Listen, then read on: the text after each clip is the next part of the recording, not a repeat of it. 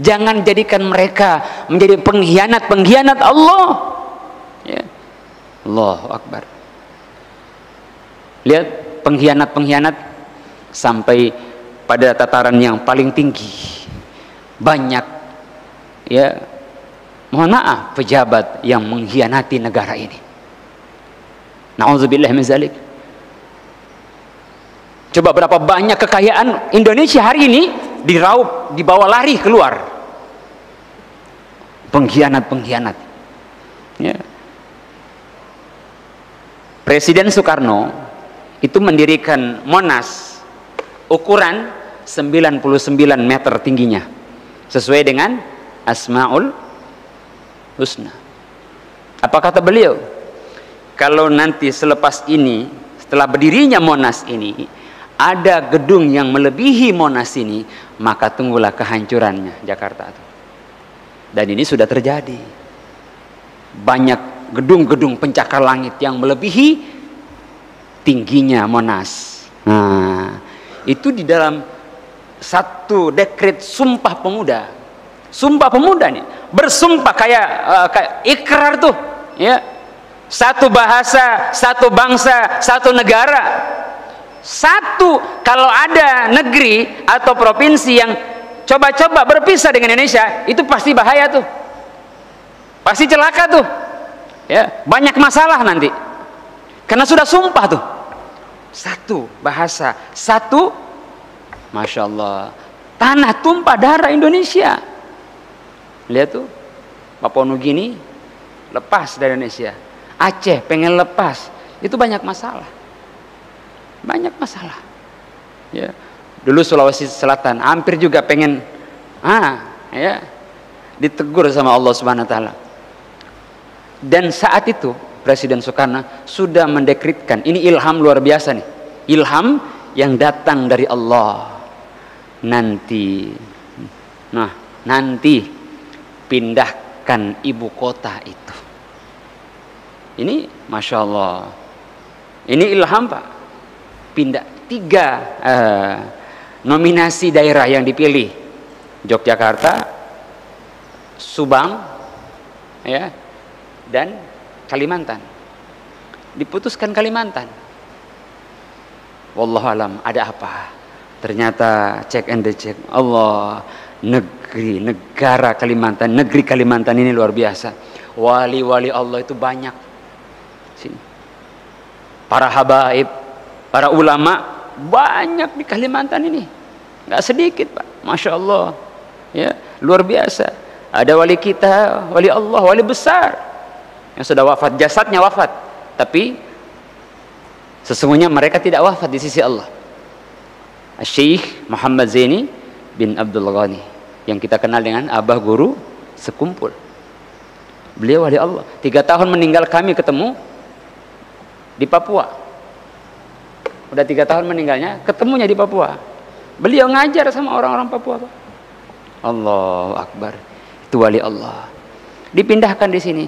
Perkara orang tidak mau terima atau marah, itu sudah Allah tetapkan di Lauhil Mahfuz 50.000 tahun yang lalu. Pasti akan terjadi. Kalimantan akan jadi ibu kota negara Republik Indonesia. Oh, jadi artis-artis itu pindah semua nanti ke sini, Pak. Nah, Jakarta sudah nggak ada. Tinggal panggil kita, dekat kan, tinggal jemput aja, nggak naik pesawat lagi kita, panggil artis, ibu kota, jadi Kalimantan jadi ibu kota. Kalau sudah tidak punya amanah lagi, nah itu seperti itu, ya. Orang kalau sudah dicabut sifat amanah, Allah, la haula wala quwwata illa billah, jadi pengkhianat. Ya ayyuhalladzina amanu la takhunu Allah war rasul takhunu amanatikum. Wahai orang beriman, jangan sekali-kali kalian mengkhianati Allah dan Rasulnya, dan mengkhianati sesama kalian. Kalau kita sudah bisa berani mengkhianati Allah, mengkhianati Rasulnya, maka mudah mengkhianati sesama. Demi pangkat, jabatan, kedudukan, partai, orang bisa mengkhianati saudaranya sendiri. Harta kekayaan, nih, sesama saudara nih, gara-gara partai bisa berantem.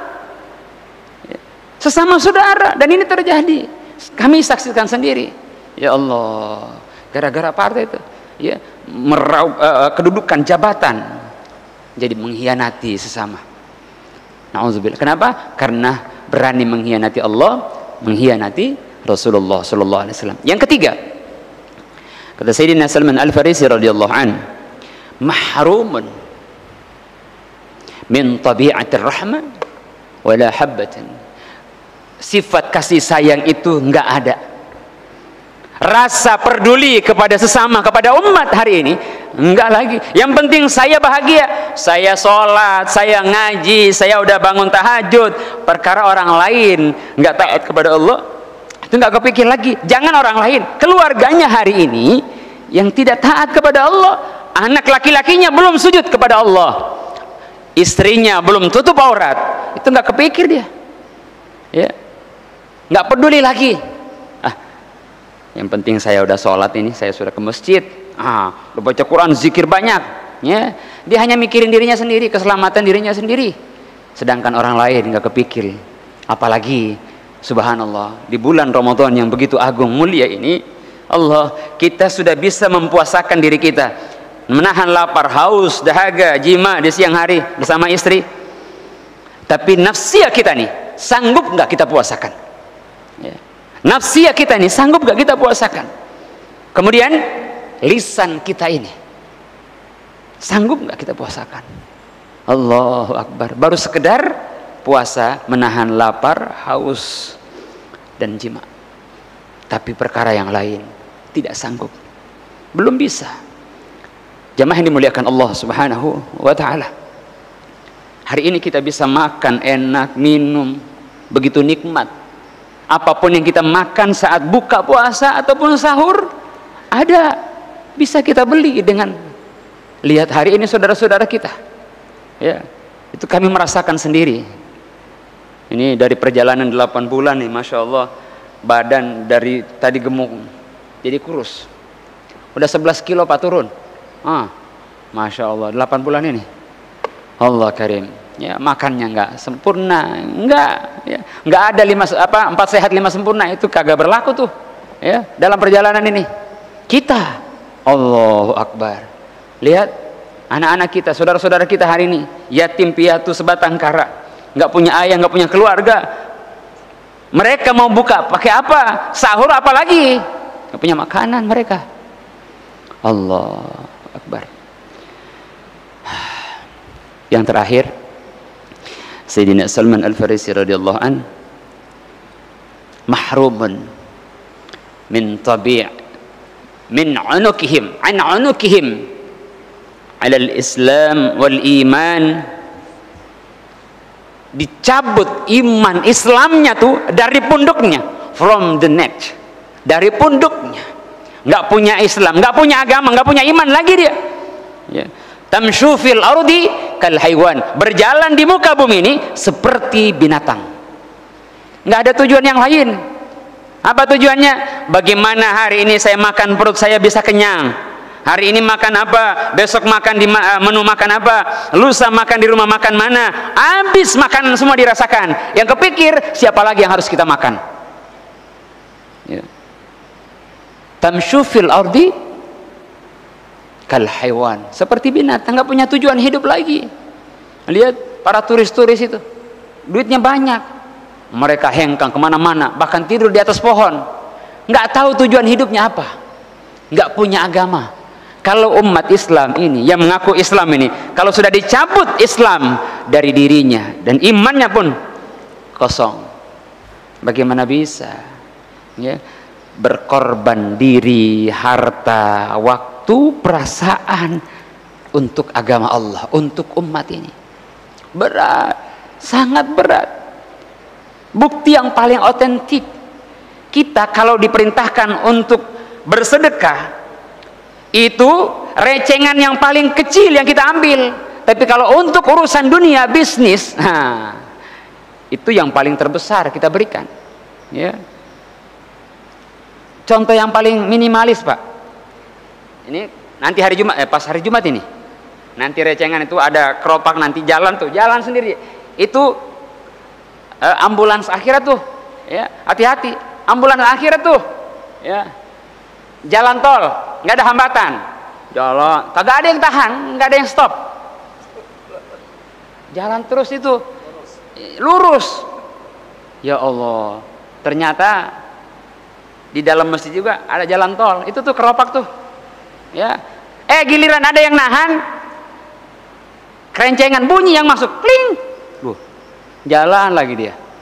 Ya Allah, ada yang lagi ngantuk, masukin duit 100.000. Tadi pengen belanja dia, habis sholat subuh rencananya, mesti nggak di pasar dulu belanja. Selesai ngaji, keluar, pas belanja, nah duit saya mana? Balik lagi dia ke masjid, minta sama ketua DKM, mohon maaf ketua DKM, saya salah masukin duit, diambil lagi tuh duit. Ya Allah, ini pelitnya 7 turunan ini orangnya. Allahu Akbar. Hati-hati, celengan kita jalan terus. Ya Allah, kagak ada yang nahan. Ya, pas ngerogoh kantong, dilihat merah, dimasukin lagi. Jangan ditahan. Ketika kita ngambil, itu ketetapan Allah. 100 masukin, nanti diganti sama Allah. Kasih, terima, kasih, terima. Ini karena nggak bisa terima, kenapa? Pelit, medit, koret, ya, buntut kasiran, meregehese, campur jahe, itu tuh, ya, orang pelit itu cepat mati. Nih, ayo, ya, orang pelit itu cepat mati, Pak. Begini dia. Ya, kalau mau panjang umur, banyak sedekah. Kasih, terima, kasih, terima. Itu rumusnya tuh. Semakin banyak kita ngasih, semakin banyak kita nerima. Ini ngasih aja kagak mau, pengennya nerima terus. Allah, jangan pelit, Pak. Jangan pelit. Orang pelit itu hatinya, tertutup. Ya, mikir dia. Gua nih kalau ngasih sedekah nih kurang lagi harta saya nanti. Ya, habis ini sedekah. Padahal di sisi Allah tidak akan pernah habis apa yang kita berikan untuk agama Allah. Maka jangan sampai kita dicabut sifat malu kita minta kepada Allah.